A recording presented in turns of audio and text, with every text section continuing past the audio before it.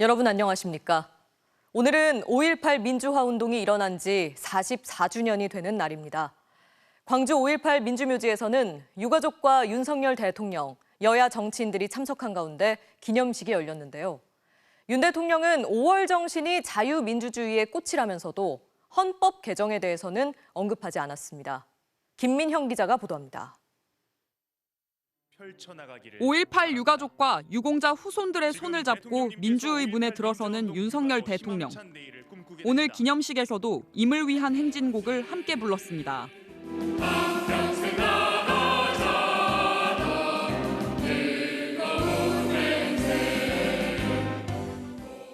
현직 대통령이 취임 이후 3년 연속 5.18 기념식에 참석한 건 노무현 전 대통령 이후 처음입니다. 윤 대통령은 5월 정신으로 자유민주주의가 꽃을 피웠다고 말했습니다. 1980년 5월 광주의 그 뜨거운 연대가 오늘 대한민국의 자유와 번영을 이룬 토대가 됐습니다. 윤 대통령은 경제적 불평등과 사회적 양극화가 자유민주주의의 위기를 불러오고 있다면서 온 국민이 행복하고 풍요로운 희망찬 미래로 나아가야 한다고 강조했습니다. 저는 이것이 5월의 정신을 이 시대에 올바르게 계승하는 일이며 광주의 희생과 눈물에 진심으로 보답하는 길이라고 믿습니다. 하지만 5.18 정신을 헌법에 수록하는 개헌에 대해서는 언급하지 않았습니다. 더불어민주당 이재명 대표는 개헌에 대한 언급이 없어 아쉽다면서 후보 시절 공약을 지키라고 요구했습니다. 국민의 주권을 위임받는 그 중요한 순간에 약속들을 지키지 않는 것은 사기죄보다도 더 엄중한 범죄 행위라고 생각합니다. 조국혁신당 역시 개헌 이야기가 없는 맹탕 기념사라면서 이럴 거면 광주에 오지 말라고 혹평했습니다. 반면 국민의힘은 대통령이 여러 번 의지를 천명했다며 기념사에서 개헌이 빠졌다고 해서 입장 변화가 있는 건 아니라고 했습니다. 광주에 국한된 것이 아니라 이제는 대한민국의 자유민주주의 운동의 아주 요체가 되어서 헌법정신 구현, 헌법정신 그 자체. 오늘 기념식이 끝난 뒤 더불어민주당 지도부와 당선인들은 기자회견을 열고 최상병 특검을 반대하는 건 5월 광주에서의 발포 명령자가 누구인지 찾지 말자는 논리와 다르지 않다며 윤석열 대통령과 여당을 향해 특검법을 수용하라고 촉구했습니다. MBC 뉴스 김민영입니다. 네, 그럼 오늘 대통령의 기념사에 대해 대통령실 출입하는 강현섭 기자와 좀 더 이야기 나눠보겠습니다. 강현섭 기자, 네. 윤 대통령이 5.18 정신을 헌법에 담겠다고 이야기를 할지 주목이 됐는데 결국에는 언급이 없었네요. 네, 그렇습니다. 그동안 여야 정치권이 한 목소리로 이번에는 한 목소리로 냈기 때문에 이번에는 담기지 않을까 이런 기대와 관측이 많았는데요. 네. 오늘 대통령의 기념사에서 개헌과 헌법이라는 단어조차는 없었습니다. 재작년과 작년 기념사에는 5월 정신이 헌법 그 자체라는 표현이 들어가 있었습니다. 이번엔 오히려 후퇴했다고 볼 수도 있는데요. 맹탕 기념사였다는 혹평이 나오는 이유이기도 합니다. 윤 대통령은 오늘 경제적 불평등을 언급하며 풍요로운 미래로 나아가는 게 5월 정신을 계승하는 거다라고 말했는데요. 5.18 민주화 운동 기념사를 한다면서 약속 실천 대신 남은 3년의 국정기조만 강조한 거 아니냐는 비판이 나오고 있습니다. 네, 5월 정신은 계승을 하되 당장 개헌 요구는 수용할 수 없다 이렇게 보이는데요. 왜 개헌에 대해 침묵했을까요? 네, 개헌이라는 말 자체에 대해서 입에 담기가 좀 부담스러웠을 겁니다. 22대 국회 개헌을 앞두고 정치권에서 개헌을 요구하는 목소리가 커지고 있는데요. 5.18 정신을 헌법에 담는 것을 넘어 더불어민주당은 대통령의 거부권 행사를 제한하는 원포인트 개헌을 주장하고 있고 조국혁신당은 윤 대통령의 임기를 1년 단축하는 4년 중임제를 꺼내들었습니다. 22대 국회가 압도적인 여소야대인 상황에서 실제 개헌 가능성도 그만큼 커졌다라고 할 수 있는데요. 윤 대통령 입장에서는 개헌이라는 말 자체가 굉장히 불편할 거고 그래서 개헌 논의에 빌미를 주지 않기 위해 언급조차 하지 않은 것으로 보입니다. 네, 여야 입장차도 큰 것 같은데요. 이 5.18 정신을 담는 원포인트 개헌은 지난해에도 얘기가 나왔었는데 가능성이 있을까요? 여야는 개헌의 필요성은 공감하고 있지만 시점과 방법에 대해서 약간의 미묘한 약간 시각차를 좀 보이고 있습니다. 네. 민주당과 조국혁신당은 빠르게 개헌 논의를 하자라는 입장인 반면에 국민의힘과 개혁신당은 5.18 정신을 헌법 전문에 수록하는 원포인트가 아닌 제대로 된 개헌에 무게를 두고 있습니다. 천천히 하자라는 이야기인데요. 과거처럼 실적인 진전이 없이 서로 입장차만 확인하다가 결국 아무런 결과물도 내놓지 못할 가능성이 좀 커 보입니다. 네, 여기까지 듣겠습니다. 강현섭 기자 잘 들었습니다. 옛 전남도청 앞에서 있었던 계엄군의 집단 발포. 5.18 진상조사위의 4년에 걸친 조사에서도 이를 누가 명령했는지는 끝내 밝혀내지 못했습니다. 5.18과 관련해 미국 국무부에서 만들었던 비밀 문건의 실제 작성자를 MBC 취재진이 미국에서 단독으로 만났는데요. 발포 명령자가 누구인지 물었습니다. 자세한 내용 임지은 기자가 보도합니다. 1980년 5월 21일 오후 1시 옛 전남도청 앞에서 일어난 집단 발포. 시민 30명 이상이 목숨을 잃었고 수백 명이 다쳤습니다. 하고 연말로 나왔고 내 몸속으로 한 3발, 4발이 들어왔어. 공수부대원들에게 총을 쏘게 명령한 자가 누구인지가 관건이었지만 전두환 당시 보안사령관은 자신은 아니라고 했습니다. 군대라는 것은 지휘계통에서 딱 움직이는 거예요. 나는 계엄사령관 부하예요. 보안사령관은 보안사만 지휘하지 그 외 거는 지휘권이 없잖아. 5.18 진상규명조사위원회도 4년에 걸친 조사 결과 밝혀내는 것이 불가능하다고 결론 내렸습니다. 기대에 부응하지 못했고 실망을 시켜드린 점에 대해서 위원회를 책임지고 있는 위원장으로서 우선 사과의 말씀부터 드리겠습니다. 그런데 5.18 당시 미국 국무부가 작성하고 주요 정보가 가려진 채 지난 1996년 공개된 문건 체로키의 실제 작성자를 MBC 취재진이 찾아 만났습니다. 올해 93살이 된 문건 작성자 로버트 리치 전 한국과장은 44년 전 광주의 상황과 전두환의 존재를 정확히 기억하고 있었습니다.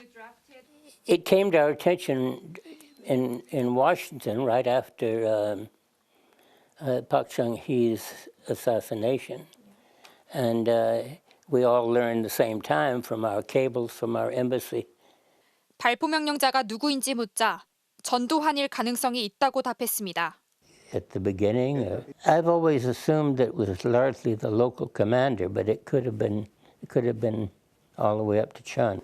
증언과 기록이 미국에 남아있지만 5.18 진상규명조사위원회는 이들을 접촉하지도 않고 활동을 끝내려 하고 있습니다. 5.18 진상규명조사위원회 측은 추가로 확보할 정보가 크게 많지 않다고 판단했다면서 다음 달 활동을 마칠 예정이라고 밝혔습니다. MBC 뉴스 임지은입니다. 전두환 씨의 고향 경남 합천은 전 씨의 호를 따 개명된 일해공원 등 흔적들이 곳곳에 남아있는데요. 그 흔적들을 정리하려 해도 찬반 단체의 의견이 갈리고 있어 수년째 난항을 겪고 있습니다. 박민상 기자가 보도합니다.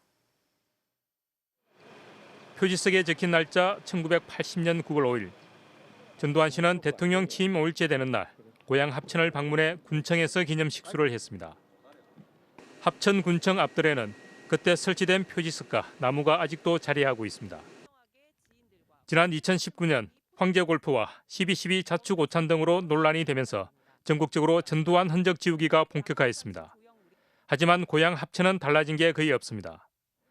전두환 흔적 지우기의 상징인 일해공원 명칭 변경 문제는 18년째 진행형입니다. 생명의 숲이었던 공원 명칭이 2007년 전두환 씨의 호를 딴 일해공원으로 변경된 후 해마다 명칭 변경 운동이 추진됐습니다. 그러나 명칭 변경 움직임은 한 걸음도 나아가지 못했습니다. 이런 가운데 지난해 6월 열린 3차 지명위원회에서 위원들은 명칭 변경을 위한 절차를 공론화할 것을 권고했습니다. 주민들 요구는 찬반이 갈려가 있지만도 아직 군에서 명확한 그 결정을 못 지은 상태거든요. 그래서 군의 뜻은 정확하게 그렇게 한번 하려고.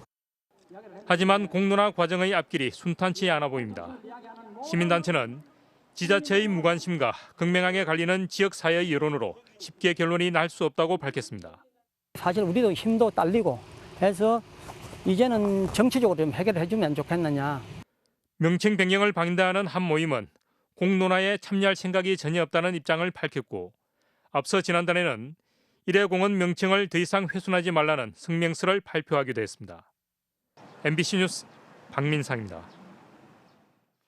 교통사고를 내고 달아난 혐의를 받는 가수 김호중 씨에 대해 사고 전 음주 여부를 확인하기 위한 경찰 수사가 속도를 내고 있습니다. 국과수는 사고 전 음주 가능성 소견을 경찰에 전달했고 경찰은 김 씨가 방문했던 유흥주점을 압수수색했습니다. 음주 의혹을 부인하고 있는 김 씨는 오늘 예정된 공연을 강행했습니다. 보도에 김현지 기자입니다. 김호중 씨가 교통사고를 낸 지난 9일, 김 씨는 서울 강남의 한 유흥업소에서 나와 대리기사가 운전하는 검은색 차량을 타고 귀가했습니다. 하지만 김 씨는 밖으로 나와 누군가와 통화를 하다 10분 뒤 흰색 SUV 차량을 몰고 다시 나왔습니다. 2km 떨어진 곳에서 도로 맞은편 택시를 들이받은 그 차량입니다. 사고 직후 달아난 김 씨는 17시간 만에 경찰에 출석해 음주운전 검사를 받았고 당시 음성이 나온 것으로 알려졌습니다. 소속사 또한 김 씨가 술잔에 입을 댄 건 맞지만 마시지는 않았다고 주장했습니다. 하지만 국립과학수사연구원은 어제 김 씨가 사고 전 음주를 한 것으로 판단된다는 감정결과 소견서를 경찰에 전달했습니다. 사고 후 약 20시간이 지난 소변에서 신체가 알코올을 소화하는 과정에서 발생하는 부산물인 음주대사체가 음주 판단 기준 이상 검출됐다는 겁니다. 이에 경찰은 오늘 새벽 1시부터 4시간 넘게 김 씨가 방문했던 유흥주점을 압수수색해 CCTV 영상 등 자료를 확보한 것으로 전해졌습니다. 이런 가운데 오늘 예정됐던 김 씨의 공연은 그대로 강행됐습니다. 다만 보라색 옷을 맞춰 입고 공연장을 찾은 팬들은 사소한 발언도 조심했습니다. 그냥 우리가 지금 그냥 자수하는 마음으로 그냥 가만히 있습니다. 경찰은 사고 이후 김 씨 대신 거짓으로 자수한 매니저와 허위 자수를 지시한 소속사 대표 등 3명은 범인 도피 혐의로, 블랙박스 메모리 카드를 제거한 의혹을 받는 본부장은 증거인멸 혐의를 추가해 수사를 진행하고 있습니다. MBC 뉴스 김현지입니다. 김호중 씨는 음주 사고 후 도주, 그리고 운전자 바꿔치기 의혹까지 동시에 받고 있습니다. 이런 일은 실제 음주 사고 현장에서 종종 발생하는데요. 처벌을 피하거나 형량이라도 줄여보려는 시도겠지만 결과는 가중처벌로 이어집니다. 김건휘 기자입니다. 택시를 잡으려고 서 있는 여성을 승용차가 들이받습니다. 쓰러진 피해자를 잠시 살피더니 다시 차를 몰고 달아납니다. 경찰에 붙잡힌 가해 운전자는 회사 직원이 차를 몰았다고 했습니다. 석 달 전 다른 음주 사고로 경찰 수사를 받던 중이라 거짓말을 한 겁니다. 무면허와 음주운전, 도주치상에 범인 도피 교사 혐의까지 더해져 결국 징역 2년 실형을 선고받았습니다. 음주운전 사실을 숨기려고 현장에서 도망치고 거짓말한 행위가 가중처벌된 겁니다. 도망가다가는 사고, 미조치, 뺑소니, 범인 도피 교사죄 이러한 죄들이 추가될 가능성이 많습니다. 순순히 응하시는 것이 본인에게 유리합니다. 음주 사고를 내고 술이 깬 뒤 자수하면 형량이 줄어들까? 수사 과정에서 술을 마신 정황은 CCTV 등을 통해 대부분 확인됩니다. 드물게 음주운전이 인정되지 않더라도 일단 뺑소니 혐의로 재판에 넘겨지면 강한 처벌을 피하기 어렵습니다. 처벌 형량 정할 때 사실상 음주운전이 포함된 걸로 보고 형량에서 더 높게 처벌을 때립니다. 실무적으로는 굉장히 최악의 결과를 초래하는. 다른 사람이 운전했다고 거짓말을 하면 범인 도피 교사죄까지 추가되고 실형을 선고받을 가능성이 높아집니다. 가수 이루는 2년 전 음주운전과 운전자 바꿔치기 혐의로 2심까지 징역형 집행유예를 받았습니다. 장제원 의원의 아들인 래퍼 노엘도 과거 음주 사고를 내고 운전자 바꿔치기를 시도한 게 모두 인정돼 징역형 집행유예를 받았습니다. MBC 뉴스 김건희입니다. 모처럼 화창한 주말, 서울 곳곳은 나들이 객으로 붐볐습니다.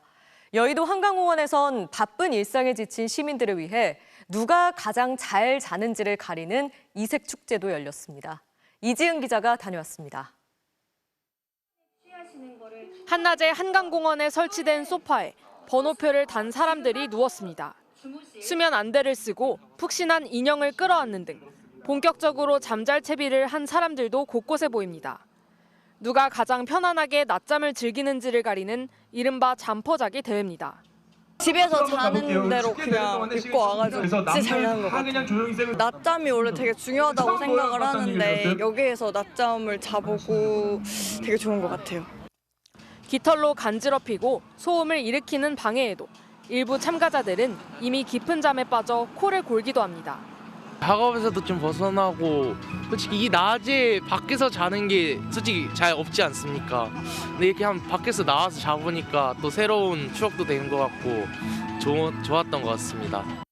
바쁜 일상으로 피곤한 하루를 보내는 시민들은 잠시나마 특별한 휴식을 취할 수 있었다고 말합니다. 너무 행복했고 젊은 친구들하고 같이 있으니까 달콤한 잠도 잘 와서 좋았습니다. 1시간 이상 잔 것 같아. 이날 대회에선 사전에 잰 기본 심박수와 잠이 들었을 때 잰 가장 낮은 심박수를 비교해 편차가 제일 큰 참가자가 우승을 차지했습니다. 연분홍 장미로 덮인 터널로 사람들이 지나갑니다. 빨간색, 흰색 등 형형색색의 장미와 사진을 찍는 사람들도 보입니다. 모처럼 화창한 휴일에 중랑 장미공원에도 시민들의 발걸음이 이어졌습니다. 엄마가 워낙 꽃을 좋아하셔서 저희 뭐 같이 오자고 해서 사람이 너무 많아서 좀 힘들긴 한데 그래도 작년보다 더 예뻐진 것 같아서 재밌어요. 오늘 전국은 대체로 파란 하늘이 드러났고 낮 최고 기온은 25도를 웃도는 청명한 날씨를 보였습니다. 내일은 전국이 맑은 가운데 일부 내륙 지역은 최고 기온이 30도를 웃돌며 여름 수준의 더위가 나타나겠습니다. MBC 뉴스 이지은입니다. 하이브와 민희진 어도어 대표 간의 법적 분쟁이 이어지는 가운데 뉴진스 멤버 5명 전원이 법원에 탄원서를 제출했습니다. 그룹 멤버들이 민 대표 측에 힘을 실은 것으로 보이는데 어제 가처분 신문을 진행한 법원은 이달 말까지 결론을 낼 예정입니다. 김상훈 기자가 보도합니다. 걸그룹 뉴진스 멤버 5명은 어제 법원에 각자 이름으로 탄원서를 냈습니다. 하이브와 민희진 어도어 대표 간 법적 분쟁에 첫 공식 입장을 내놓은 겁니다. 탄원서가 공개되진 않았지만 민 대표가 해임돼선 안 된다는 내용이 담긴 걸로 알려졌습니다. 앞서 민 대표 측은 이달 말로 예정된 임시 주주총회에서 대주주인 하이브가 민 대표 해임안을 처리하는데 의결권을 행사할 수 없게 해달라는 취지로 가처분을 냈습니다. 어제 법원에서 열린 가처분 신문에서 하이브 방시혁 의장도 탄원서를 통해 한 사람의 악의에 의한 행동이 시스템을 훼손하는 일이 있어선 안 된다며 공식 입장을 처음 밝혔습니다. 하이브 측은 민 대표가 아티스트 보호에 전혀 관심이 없고 뉴진스 멤버들을 방패로 내세우고 있다고 비난했고 민 대표가 경영권을 탈취하기 위해 하이브 주주인 두나무와 협력사인 네이버의 고위직을 만났다는 새로운 의혹도 제기했습니다. 앞서 민희진 대표는 기자회견을 통해 투자자를 만난 적이 없다며 경영권 탈취 시도가 없었다고 밝혔습니다. 제가 하이브를 배신하고 한 게 아니라 하이브가 저를 배신했다고 생각하거든요. 저를 써먹을 만큼 다 써먹고. 법원은 양측에 24일까지 필요한 자료를 제출받아 임시 주총이 예정된 31일 전에 가처분 결정을 내릴 예정입니다. MBC 뉴스 김상훈입니다. 일론 머스크가 이끄는 스타트업 뉴럴링크에서 사지마비 환자의 뇌에 칩을 심는 임상시험을 했는데요. 이 환자는 이제 생각만으로 컴퓨터를 조종할 수 있게 됐습니다. 아직 안전성 논란은 남아있지만 자신감을 얻은 뉴럴링크는 2번째 임상시험자 모집에 나섰습니다. 뉴욕에서 임경화 특파원의 보도입니다. Hey, I'm Nolan. 7 years ago, I dislocated my C4, C5 while swimming in a lake. 사고로 전신이 마비된 30살 놀란드 아르보 씨는 지난 1월 28일 뇌 칩 이식 수술을 받았습니다. 일론 머스크가 이끄는 뇌 임플란트 스타트업 뉴럴링크의 첫 임상시험이었습니다. 수술 전에는 입에 펜을 물고 화면을 하나씩 찍어야 했지만 이제는 생각만으로 커서를 움직입니다. I mean, when I first actually moved the cursor with my mind, it blew my mind for like a whole day. 뇌 컴퓨터 인터페이스를 뜻하는 BCI 기술로 사람의 특정 뇌 신호를 컴퓨터가 읽어내 외부 기기를 조종하는 겁니다. 뉴럴링크 BCI 장치는 동전 크기 용기 안에 칩, 배터리, 통신 장치 등을 넣은 뒤 머리카락보다 가는 실의 끝부분이 두뇌 운동 피질에 삽입되도록 개발됐습니다. 한 달 전에는 대화를 하면서 동시에 체스를 두는 모습이 공개되기도 했습니다. See the cursor moving around the screen? That's all me, y'all. It's pretty cool, huh? 아르보는 블룸버그와 진행한 첫 인터뷰에서 한 번 사용해보면 멈출 수 없다고 소감을 밝혔습니다. 최근 뇌에 전극을 연결한 실이 느슨해지면서 성능이 떨어지는 부작용이 발생했지만 정확한 원인은 공개되지 않았다고 블룸버그는 전했습니다. 뉴럴링크는 뇌칩을 이식받을 두 번째 임상 시험자를 모집 중입니다. 다만 안정성 논란도 여전한 데다 임상시험 속도가 너무 빠른 것 아니냐는 우려도 계속 나오고 있습니다. 여러 규제 승인을 넘어 시장에 출시되기까지는 시간이 더 걸릴 것으로 보입니다. 뉴욕에서 MBC 뉴스 임경아입니다. 최근 제주도의 한 유명 흑돼지 식당에서 비계가 많이 붙어있는 삼겹살을 팔았다가 논란이 일었는데요. 관광객들의 항의가 잇따르자 제주도가 대책을 내놨는데 흑돼지 체중을 줄이게 하고 등급을 매기는 기준도 바꾸겠다고 밝혔습니다. 조인호 기자입니다. 서귀포시의 흑돼지 식당에서 판매한 삼겹살입니다. 비계가 너무 많아 항의했지만 고기를 바꿔주지 않았다며 관광객들에게 배짱 장사를 한다는 글이 인터넷 커뮤니티에 올라왔습니다. 항의가 빗발치자 음식점 주인이 사과했지만 관광객들의 반응은 싸늘합니다. 돼지고기를 먹고 싶다는 생각이 사실은 들지가 않아요. 왜냐하면 그런 맛집이라고 소개받아서 간 곳마저도 그런 부정적인 뉴스가 나오기 때문에. 농림축산식품부의 돼지고기 품질 관리 매뉴얼에 따르면 삼겹살의 지방 두께가 1cm를 넘으면 잘라낸 뒤 팔아야 합니다. 하지만 법적인 강제성이 없는 권고사항이어서 이런 일이 벌어진 것입니다. 특히 제주산 흑돼지에 지방이 많은 특징도 논란을 키웠습니다. 왼쪽이 제주산 흑돼지고 오른쪽이 일반 돼지인데요. 눈으로 봐도 흑돼지 쪽에 지방이 더 많은 것을 볼 수 있습니다. 제주산 흑돼지는 유럽에서 들여온 흰색 일반 돼지보다 원래는 몸집이 작습니다. 그런데 몸무게가 무거워야 높은 등급을 받아 비싼 값에 팔리다 보니 고영양 사료를 먹여 일부러 살을 찌우는 과정에서 지방이 많아진 것입니다. 제주도는 흑돼지는 등급을 매길 때 몸무게와 지방 두께 기준을 일반 돼지보다 낮춰달라고 정부에 건의하겠다고 밝혔습니다. 백돼지 같이 키워버리면 등지방이 두꺼운 경우가 있습니다. 그래서 흑돼지 도체중을 좀 줄여가지고 등지방 비리를 맞춰서 농가에서 출하하도록 일단 권고하고 또 등급 판정 기준을 개정하다 보면 제주도는 식당과 가공업체는 매뉴얼에 따라 삼겹살에서 지방을 잘라내고 농민들도 흑돼지에 살이 덜 찌는 사료를 먹이도록 유도하겠다고 밝혔습니다. MBC 뉴스 조인호입니다. 제44주년 5.18 민주화운동 기념식을 통해 상영된 열사 소개 영상에서 엉뚱한 인물의 사진이 사용돼 무리가 빚어졌습니다. 여고생 박금희 열사를 소개하는 영상에 박현숙 열사의 사진을 잘못 쓴 건데 국가보훈부는 영상 제작 과정에서 착오가 있었다며 유가족에게 사과드리고 재발 방지책도 마련하겠다고 해명했습니다.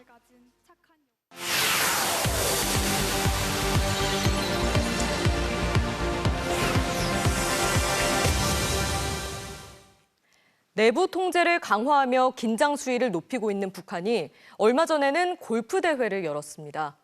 평양 골프장 선전에 나서는가 하면 다양한 체육 활동을 독려하면서 스포츠 붐을 조성하려 하고 있는데요. 무슨 이유 때문인지 통일전망대 최유찬 기자가 살펴봤습니다. 지난주 평양 골프장, 한 골퍼가 다소 서툰 자세로 골프채를 힘차게 휘두릅니다. 퍼팅이 성공하자 주먹을 쥐고 기뻐하기도 합니다. 대회 명칭은 봄철 골프 애호가 경기. 북한 매체들은 아마추어 골퍼들이 참가해 단체 경기와 구획별 경기 방식으로 승부를 겨뤘다고 전했습니다. 얼마 전에는 평양 골프장을 대대적으로 선전하는 보도도 나왔습니다. 골프장을 찾는 손님들에게 골프의 기본 동작도 배워주고 손님들이 경기장에서 그 지형에 맞는 채로 골라 쓰도록 골프 상식도 배워주고 있습니다. 이 골프장에선 2011년부터 6년 동안 영국 루핀 여행사가 주관하는 국제대회가 열리기도 했었는데 리모델링과 코로나 사태로 대회가 한동안 중단됐습니다. 그러다 2021년부터는 북한 내국인만을 대상으로 하는 애호가 경기가 개최되더니 지난해부터는 대회에 참가할 외국인을 모집하는 공고를 내기도 하는 등 다시 국제대회를 개최하려는 듯한 의지를 보이고 있습니다. 평양 골프장 같은 경우는 철저하게 스포츠 관광을 위해서 북한에서 전략적으로 보여주고 있는 홍보라고 좀 보여지고요. 아직은 국경이 완전 개방되지 않은 만큼 외국인은 참가하지 않고 있지만 골프뿐 아니라 승마나 볼링 같은 다른 스포츠를 통한 관광도 준비 중인 것으로 분석됩니다. 골프나 승마 같은 좀 고급 스포츠도 충분히 즐길 수 있는 곳이다. 관광 개방 그리고 앞으로 대외 개방을 계속 염두에 두고 있는 북한으로서는 좀 필수적으로 좀 알려야 되는. 코로나 시기 중단됐던 북한의 다양한 체육대회는 모두 재개됐고 북한은 지난해 항저우 아시안게임을 시작으로 월드컵과 올림픽 축구 예선 그리고 역도와 레슬링 대회에도 참가하는 등 국제 스포츠 무대에 다시 등장했습니다. 북한 매체들은 체육 분야 성과를 담은 기록 영화 등을 제작해 방영하며 스포츠 붐 조성에 나서고 있습니다. 이겨도 통쾌하게 이겨 체육 선진국 대열에 당당히 들어서려는 애국의 마음으로 받들어 올린 다가오는 파리올림픽에서 국가의 존엄과 위엄을 떨쳐야 한다 강조하며 선수단의 선전을 독려하기도 합니다.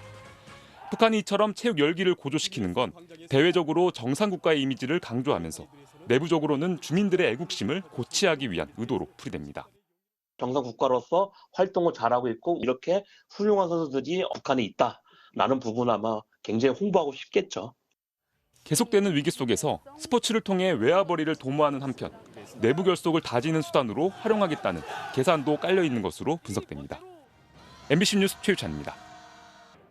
프로축구에선 팬들의 물병 투척 사건으로 무리를 빚었던 인천이 대전에 승리하며 5위로 올라섰습니다. 대전 홈구장에 반가운 얼굴이 등장했습니다. 잉글랜드 2부 리그 스토크시티 올해 선수로 선정된 배준호가 친정팀을 응원하기 위해 방문한 건데요. 하지만 경기는 대전의 뜻대로 풀리지 않았습니다. 후반 4분 코너킥 상황에서 인천이 문지원의 시원한 헤더골로 기선을 제압했습니다. 골키퍼 민성준의 연이은 선방까지 더해 결국 한 점 차 승리를 지켜낸 인천.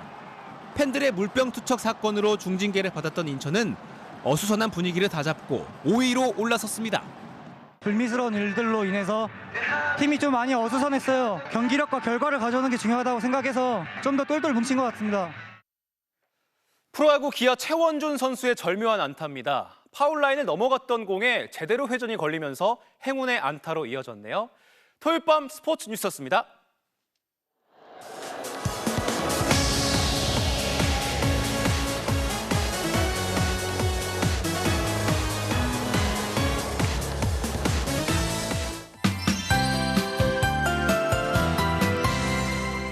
계절의 여왕다운 화창한 날씨에 모처럼 주말을 만끽하기 더없이 좋았죠. 이어지는 휴일에도 날씨로 인한 큰 불편함은 없겠습니다.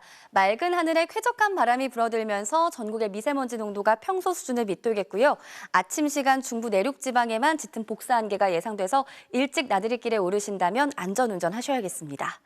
낮 동안에는 따가운 봄볕이 기온을 끌어올리면서 한낮에 서울 28도, 대구가 31도 등 오늘보다 2도에서 4도가량 높아지겠는데요. 반면 동해안 지방은 예년보다 서늘한 날씨로 바뀌면서 속초가 22도 선에 머물겠고요. 모레부터는 산지를 중심으로 바람도 강해지겠습니다. 현재 우리나라는 고기압의 영향권에서 가시거리가 넓어져 있고요. 다음 주 초반까지도 이 같은 기압 배치가 유지되겠습니다. 내일도 전국 하늘 대체로 맑겠고 일교차가 크겠습니다. 낮 동안 자외선이 강하기 때문에 차단제를 수시로 덧발라 주셔야겠습니다. 내일 서울의 최저 기온 16도 등으로 아침과 밤 시간대에는 서늘하기 때문에 겉옷도 잘 챙겨주셔야겠고요. 한낮에는 서울이 28도, 광주가 30도까지 올라 오늘보다 더 덥겠습니다. 다음 주에도 구름만 낄 뿐 내년 이맘때 5월 날씨가 계속될 전망입니다. 날씨였습니다. 5월 18일 토요일 뉴스데스크 여기서 마칩니다. 시청해주신 여러분 고맙습니다.